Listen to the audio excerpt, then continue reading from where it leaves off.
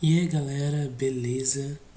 Luiz Fernando aqui, trazendo mais um vídeo para vocês, mais um vídeo de Python, continuando, né, o meu gerador de CPF, que eu comecei no último vídeo para vocês. E hoje eu quero fazer algumas modificações nele, né, adicionar uma funcionalidade e corrigir uma coisinha, né? Para começar, a correção que eu quero fazer é em relação à verificação dos dígitos do CPF para saber se são todos iguais. Quem me falou sobre esse erro aqui foi o Ricardo Brito. Ele comentou lá no vídeo, né, no último vídeo que eu postei do gerador de CPF, me explicando, né, que esse jeito aqui está errado, que isso aqui realmente não funciona. Eu testei depois, eu não tinha percebido na hora, né? Então eu gostaria de agradecer aí o Ricardo por estar me avisando e eu quero corrigir com vocês agora, né? E vamos lá, o que acontece aqui, né? Qual foi o erro? Acontece que ao declarar isso aqui, né, eu vou botar aqui como um comentário, pode até que assim, ser aqui em cima talvez, beleza? Quando a gente faz esse tipo de coisa, o que a gente pega vai ser a nossa lista ao contrário, beleza? Ou seja, se eu tiver uma lista formada, por exemplo, com 1, a resposta ao contrário, né, obviamente, vai ser também 1, dessa forma. Porém, se eu pegar, por exemplo, uma lista que seja 1, 2, 3, 4 e inverter ela, a gente vai ter 1, 2, 3, 4, não, perdão, 1, 2, 3, 2, 1, beleza? A resposta vai ser igual, porque essas listas, né, elas seriam como palíndromos. O palíndromo, quando a gente lê de trás para frente, ele é igual a uma leitura normal, né? A gente vê aqui que 1, 2, 3, 2, 1, 1, 2, 3, 2, 1. E é isso que eu estou verificando aqui. Eu não estou verificando se todos os dígitos são iguais aqui dessa forma. Eu estou verificando se o CPF que eu gerei é um palíndromo. Ou seja, eu estou reduzindo aí a quantidade de CPFs que poderiam ser gerados de uma forma bem grande, né? Um grande número de CPFs acabam sendo excluídos por causa dessa verificação que eu fiz da forma errada. Então eu dei uma pesquisada, né? E para resolver isso aqui, eu vou usar uma função do Python que é chamada que é uma função, né, que a gente chama de all, beleza? Essa é a função aqui. Então eu vou corrigir. Eu vou fazer o seguinte, eu vou apagar isso aqui tudo. E vou fazer o seguinte, se all, eu vou colocar dois pontos. Como é que essa função all ela vai funcionar? Você vai passar para ela uma variável, um iterável no caso, né? Ou seja, listas, tuplas, strings, que ela também pode funcionar, não tenho certeza. E a função all, se eu não me engano, ela para no primeiro false que ela encontra. Então, por exemplo, aqui em cima mais uma vez, se eu tenho uma lista que seja, por exemplo, 0, 1 e por aí vai, ela vai percorrendo todos os elementos da lista. Se ela encontrar um elemento que seja false, né, ele já para aqui de executar e retorna pra gente um false, beleza? Se eu não me engano, a função all ela retorna true quando todos os elementos de uma lista é verdadeira.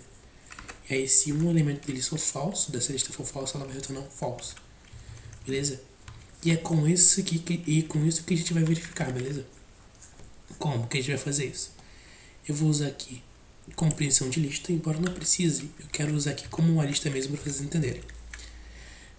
Como é que eu sei que todos os elementos de uma lista são iguais, né? Eu só preciso comparar cada elemento com um único que eu posso escolher aleatoriamente. Porque se eu tenho numa lista, por exemplo, 5 números 1, se eu pegar o terceiro elemento e for comparando todos os outros também tem que ser igual a 1. Senão a lista não tem todos os números iguais. E vai ser isso que eu vou fazer. Essa é a jogada. Então, eu vou falar o seguinte, eu vou fazer aqui, ó. Eu vou retornar, no caso, né? Eu vou colocar aqui uma condicional Então eu vou dizer aqui, por exemplo, CPF na posição 0, pode ser qualquer posição do CPF que você quiser, igual aqui a X para X CPF. Ou seja, vamos supor que a gente tem, por exemplo, o CPF, vamos lá, o CPF 1, 2, 3, 4, 5, 6, 7, 8, 9, dessa forma. Ele vai verificar, e aí como eu vi aqui, ó, eu peguei o CPF na posição 0, ele vai verificar com o número 1. Aí eu ver 1 é igual a 2, vamos dizer aqui uma pergunta, beleza? 1 é igual a 2? Não. Aí ele retorna falso. Beleza? Ele vai retornar um false. E aí a gente vai ter uma lista com o primeiro elemento falso. E aí isso vai seguir para todos os outros elementos da nossa lista. Nesse caso aqui, o nosso CPF vai gerar uma lista, né, com todos os elementos falsos, porque nenhum número aqui é igual ao outro. Mas em caso de CPF que tem número repetido, sei lá, 101, 204, por exemplo, o 1 igual a 0 realmente seria falso, mas 1 igual a 1 seria verdadeiro. Beleza? Dessa forma. No caso aqui em português, né? 1 igual a 1, cadê? Aqui é verdadeiro. Então, como o all, né? Essa função all aqui, cadê a função all? Retorna verdadeiro apenas se todos os elementos do meu iterável forem verdadeiros. Se apenas um número for diferente, ele já vai retornar false, no caso, né? Então, como é que vai funcionar aqui no caso? Aqui, o objetivo é que ele retorne false, beleza? Porém, como eu não usei nenhum tipo de condicional de igualdade aqui fora no meu if, para que ele saia, né, para que seja atendido, vamos dizer assim, para que o if aconteça, eu coloquei vamos dizer, o modificador, né? O modificador lógico not, que inverte a saída de alguma função, que no caso da função all. Então, se a gente fosse ler de uma maneira muito literal aqui, ó, se todos os elementos dessa lista não forem iguais, break, ou seja, quebre este laço, beleza? É meio complexo assim de entender de início, eu também demorei um pouco para compreender essa função, mas depois que você pratica com ela fica fácil, beleza? Então, tá aqui a correção que eu fiz. Eu quero agradecer mais uma vez ao Ricardo Brito, que me indicou isso nos comentários, né? No comentário lá do último vídeo. E agora sim a gente pode seguir, né? E qual é o meu objetivo para esse vídeo aqui? O que eu quero fazer é criar uma classe, ou seja, eu trabalhar com orientação a objetos desse gerador de CPF, beleza? E como é que eu quero fazer isso? A primeira coisa então que eu vou fazer é criar uma classe, né? Vamos começar aqui com uma classe, conceito de orientação a objetos. E essa classe eu posso chamar de CPF, beleza? Vamos chamar só de CPF. Ela não vai herdar de ninguém, então eu vou deixar assim mesmo, beleza? E essa classe ela vai ter um método init, que é a função construtora, né? O método construtor da nossa classe. Então, se eu não me engano, é def init self, dessa forma, beleza? E aqui dentro eu coloco as variáveis que eu quero iniciar ou não para minha classe, né? No caso vai ter. Então o que eu vou fazer é identar essa função para ela que se torne um método da minha classe, geradora de CPF. E agora, para testar essa função, eu vou colocar um PES aqui, né? Só para não dar erro. Aqui eu não posso mais só printar e gerar CPF, né? Eu teria que printar CPF.gerar CPF dessa forma. E aí, para executar, eu vou abrir aqui meu terminal. Eu vou dar um cd aqui, né, para minha pasta do projeto. E vou testar. Então, CPF aqui, ó, Python 3 main.py, e tá funcionando, beleza? Essa aqui mudança foi uma mudança bem básica, só para transformar numa classe mesmo. E por que eu tô fazendo isso? Porque existe uma coisa no CPF, né, vamos dizer assim, um easter egg, que eu acho que pouca gente sabe, que é em relação ao nono dígito dele. Por exemplo, no caso aqui desse CPF seria esse aqui. Se eu pegar um CPF, por exemplo, aqui, o último que eu gerei, beleza? Eu vou copiar aqui, ó, eu vou deixar como comentário. Vou colocar aqui antes da classe, beleza? Qual seria esse easter egg? Eu acho que eu botei um traço a mais. Show. Acontece que esse dígito aqui do CPF, esse aqui em específico, no que eu vou colocar entre parênteses, ele basicamente ele indica uma região do Brasil, beleza? Região do Brasil. Existe uma lista para isso, eu já tenho essa lista pronta. E dependendo do estado, né, ou da região que você está fazendo o seu CPF, no caso, eu acredito que seja de onde você nasceu, não tenho certeza, né? Esse número aqui vai mudar. Tem um número específico para cada região escolhida. E eu quero adicionar isso para que o usuário ele possa escolher o estado ou região, no caso você por estado, em que o CPF dele estaria sendo gerado, para identificar de onde essa pessoa é. E como é que eu vou fazer isso? Bom, eu já tenho aqui pronto uma lista com cada estado pertencente a cada número. Então, por exemplo, pessoas de Goiás, Mato Grosso do Sul e Tocantins tem o seu nono dígito do CPF igual a 1. Beleza? Se eu queria... aqui, ó. Essa pessoa aqui, por exemplo, que tem o seu nono dígito 1, o seu CPF seria de um desses 4 estados do Brasil. Se a pessoa nasceu no Acre, se não me engano aqui é Amapá, talvez, Amapá, Amazônias, Pará, Roraima, Rondônia, essa pessoa teria o seu CPF, né, com o nono dígito 2. E por aí vai aqui de acordo com essa lista. Então o que eu vou fazer é copiar, no caso isso aqui é um dicionário, né? Um dicionário com chaves inteiras. E eu vou criar aqui com o self para indicar a própria classe, né? A própria classe, perdão. Eu vou chamar de estados, beleza? E vou aqui, ó, colar. Então eu tenho a minha variável guardando os valores de cada região aqui, ó. Por exemplo, tem 2 estados que são únicos, Minas Gerais e São Paulo, cada um tem seu próprio número. Os outros são para pelo menos 2 estados, né? Como por exemplo Rio de Janeiro, Espírito Santo, Paraná, Santa Catarina, Bahia e Sergipe. E como é que eu vou fazer isso? Como é que eu vou trabalhar com essas variáveis, com essa variável? A nossa função, ela vai receber a função, no caso, ela vai receber um parâmetro que eu vou chamar de estado, e ele, por padrão, dentro da nossa própria função aqui, dentro da própria dos próprios parâmetros da nossa função, do nosso método, ele vai começar como um nono, beleza? Então ele vai ser gerado assim. Eu também vou colocar aqui um self, porque essa função vai poder referenciar a própria classe e coletar essa variável aqui, beleza? Então feito isso, eu poderia passar como parâmetro aqui o meu estado. Então, por exemplo, eu posso vir aqui, ó, e dentro colocar um print estado para ver qual o valor guardado no parâmetro.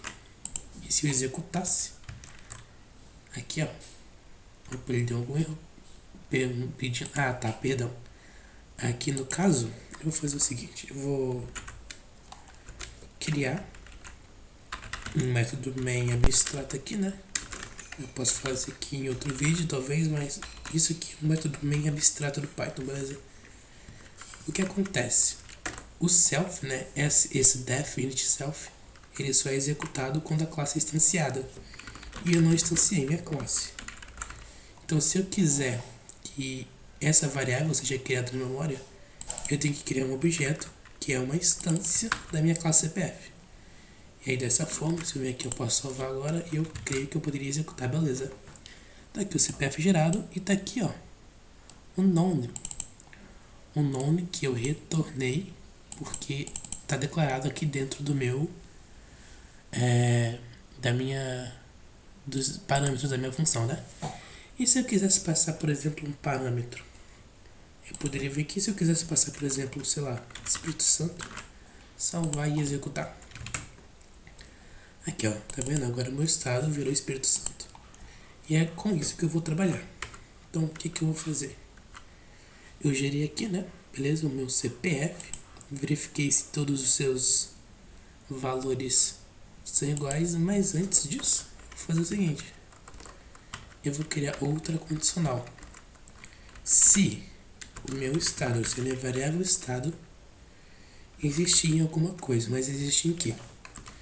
Eu vou fazer o seguinte, uma variável, um laço for que vai percorrer self.estado. Então eu vou aqui ó, para x em self.estados.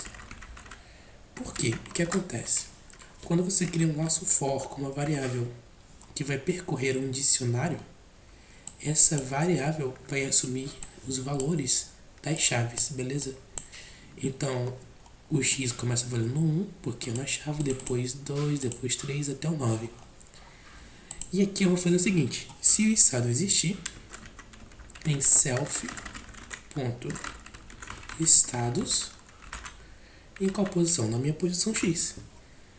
Porque aí é a mesma coisa que eu estivesse criando uma lista própria e verificando se ele existe, né? Se esse elemento estado existe dentro dessa lista.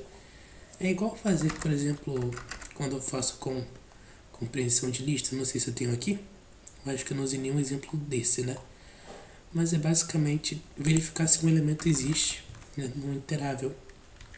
Então, por exemplo, se eu fizesse, sei lá, uma lista com os valores 1, 2, 3, e aí pedisse x em lista, vou chamar aqui de lista, né?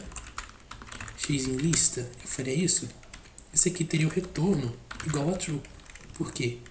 Do elemento, perdão, x não, eu vou chamar de 2 aqui, por exemplo. 2 existe em lista, ou seja, 2 está contida em lista? Está, então ele retorna true. Se não tivesse, esse aqui fosse, sei lá, 5, ele retornaria false, porque 2 não está na minha lista. Então ele vai verificar isso para cada elemento desse dicionário. E se estado existir em self.estados na posição x, então começa a posição 1. Espírito Santo está aqui nessa lista? Não está, ele pula. Posição 2 está nessa lista? Não está, ele pula. Ele vai chegar aqui no 7, por exemplo. Ele vai ver se Espírito Santo está na lista cuja chave é 7. E aí o que eu faço se isso acontecer? É bem simples. Eu vou dizer que o CPF, na posição, a gente tem que lembrar que é o nono dígito do CPF, porém, como em Python, né, na maioria das linguagens, os arrays, iteráveis e tal começam com 0, seria na posição 8. Então, o CPF na posição 8 vai receber, posição 8, perdão, vai receber o valor de x. E aí, para parar a execução, né, para não ter que gastar memória, eu vou colocar um break, beleza? Então, por exemplo, feito isso aqui, na teoria, eu já poderia, por exemplo, salvar e eu verificar aqui, ó. Eu poderia executar o meu código e a gente vê que ele retornou, que é o CPFs, ele está retornando CPFs em que o nono dígito é 7, porque 7 é o dígito, vamos dizer, que verifica o estado de Espírito Santo, ou Rio de Janeiro no caso, né? Também poderia ser, se eu colocasse aqui, por exemplo, RJ. Aqui, ó, RJ. Opa, RJ. Salvei. Vou executar aqui, ó. Mais uma vez, aqui o dígito é 7. Então, eu vou tirar aqui esse print. Na verdade, vou só deixar comentado, né? Vou vir aqui e vou comentar ele, beleza? E agora, o que eu quero fazer também? Para testar contra o estado, né? Por exemplo, aqui, Paraíba, PB. Dígito verificado é 4. Então, se eu vier aqui e colocar o estado da Paraíba, com PB, e executar, a gente vê que aqui ele retornou um CPF, cujo dígito aqui de verificação de região é 4. Ou seja, está funcionando, beleza? Essa função aqui que eu gerei está funcionando. Agora o que eu quero criar também. Eu quero criar outro método, por quê? A gente está vendo aqui que todos os CPFs que a gente retorna, eles já estão formatados aqui com ponto e traço, né? Separando aqui os seus dígitos. Mas e se eu quisesse um CPF não formatado, por exemplo? Se eu quisesse um CPF que só tivesse os números, porque existem uns sites que pedem somente números, por exemplo. E aqui, ó, eu tenho esse retorno de formato no CPF. Então eu vou fazer o seguinte, eu vou aqui gerar outra função para minha classe, que eu vou chamar de formatar CPF, beleza? E essa função, é claro, vai receber um CPF, não um CPF não formatado, mas eu vou chamar só de CPF mesmo. E o que ela retorna? Ela vai retornar, ó, isso aqui. É exatamente isso que eu quero que ela retorne. Ela vai pegar um CPF que eu vou passar em formato de string, e aí eu vou retornar esse CPF. Então, e essa função aqui no caso, ela retorna o CPF dela puro. E aí eu vou fazer o seguinte, aqui na minha função gerar CPF, eu vou passar outro parâmetro. Que parâmetro é esse? Formatado, ou formatação, por exemplo. Vou chamar de formatar, beleza? Que por padrão vai ser false, ou seja, por padrão o CPF não vai vir formatado. Show? Então se eu salvar aqui dessa vez e executar, ele me retorna um CPF que tem apenas números. Mas se eu quiser formatar, por exemplo, meu CPF, é bem fácil. Eu vou aqui dar um tab, né? Vou botar aqui para a função o seguinte: se formatar, que equivale, né? Lembrando que eu não preciso colocar aqui se for igual a true, porque quando eu faço isso, o Python ele vai entender que eu quero que essa condição seja verdadeira. Ou seja, é a mesma coisa que eu colocar isso aqui, ó. Perdão pela tosse, eu tô meio gripado.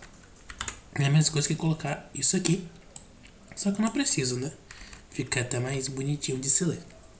E se formatar for igual ao true, né? Se for verdadeiro, se eu quiser formatar, o que eu faço? Eu vou colocar CPF, recebe essa função aqui, ó, formata CPF. Então eu vou colocar aqui um self, para ele poder referenciar a própria classe. Eu vou falar aqui, ó, que CPF vai receber self, ponto, formatar CPF, dele mesmo, de CPF. E depois é só retornar esse CPF, que agora está formatado. Então aqui, por exemplo, se eu vier aqui executar, ele não tem formatação, porque o padrão agora é não formatar. Mas eu posso vir aqui, ó, e passar o parâmetro true para o meu parâmetro, né, formatar. E agora, se eu executar mais uma vez, o CPF está formatado. E agora eu posso escolher, por exemplo, se eu quiser passar um também, ele vai funcionar, porque os valores falsos em Python são os none, né, o zero e o false. E aí agora eu posso trabalhar com essas duas modificações. E basicamente é isso, cara. Isso é o que eu queria fazer nesse vídeo. Queria criar essa classe aqui para poder adicionar essa função de formatar. E o que eu acho que seria mais importante para o vídeo, essa função dos estados. Então, se você gostou, se inscreve aí no canal, deixa o seu like, compartilha com os amigos. Se quiser deixar um comentário, pode deixar que eu leio. E valeu, até a próxima.